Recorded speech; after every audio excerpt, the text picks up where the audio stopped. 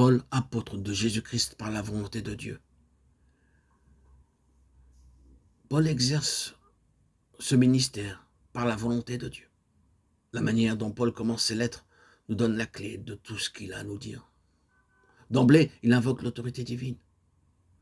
Son ministère, il l'a, de par la volonté de Dieu. Et il va nous dire ce que c'est qu'un ministère de droit divin. Le ministère qui repose sur ce fondement-là peut seul se réclamer de l'autorité de Dieu. C'est une chose inappréciable que d'obtenir le sceau de Dieu sur son travail. Comment sommes-nous entrés au service du Seigneur? Est-ce un intérêt soudain pour l'œuvre de Dieu qui nous a fait embrasser la carrière? Par quelle porte sommes-nous entrés?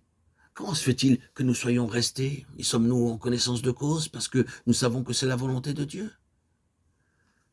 Il faut que ce ministère porte le sceau de l'autorité divine.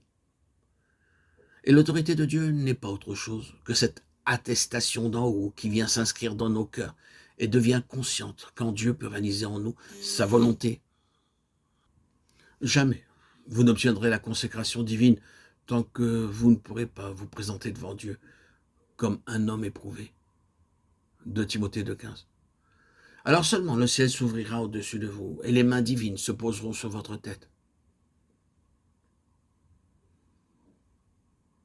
Aussi, ne pouvons-nous pas assez insister sur la nécessité et l'importance d'une vie secrète avec Dieu à l'arrière-plan de n'importe quel ministère? Il en fut ainsi pour le Seigneur. Il en fut ainsi pour Paul. Et il en a été ainsi pour tous ceux qui ont eu ce ministère.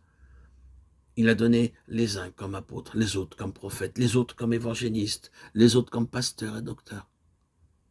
Oui, mais le don se perdra ou deviendra quelque chose de purement professionnel si l'histoire spirituelle qui doit se dérouler dans le secret de la présence divine n'est pas suivie avec attention.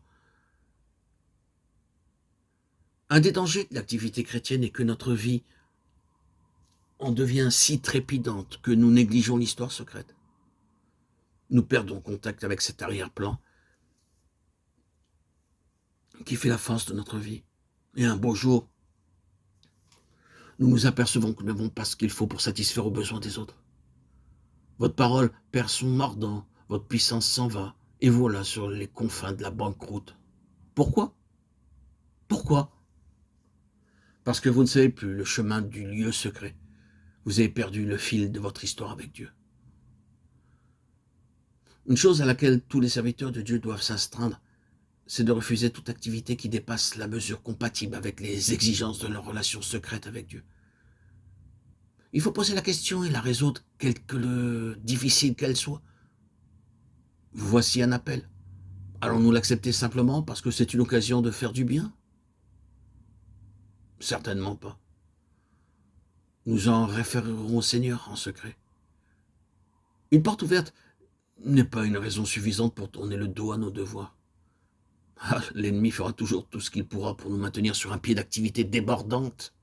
Et ce n'est pas un des moindres périls de l'heure présente que cet activisme constant et tout extérieur qui empiète toujours plus sur le temps que nous devons à Dieu. Et ce ministère est fondé sur une vie intime et profonde avec Dieu, dans le secret. Il faut donc qu'en aparté, Dieu puisse constamment nous tenir en haleine. Eh bien, nous devons alors nous isoler avec lui et avoir en permanence de ces tête-à-tête pendant lesquels il peut nous dire en tout temps: tu te souviens tel et tel? Ce n'était pas bien. Il faudra remettre cela en ordre. Peut-être nous est-il échappé quelque chose d'inexact ou avons-nous au contraire manqué l'occasion d'une parole opportune? Ah, Dieu ne laisse jamais rien passer. Et si nous lui donnions assez de temps, il nous signerait tous ces accros, nous les remettrait en mémoire.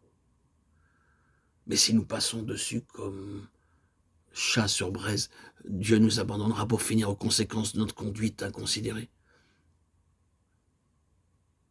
Ce n'est pas ce qu'un homme est devant les hommes qui compte, non. C'est ce qu'il est devant Dieu.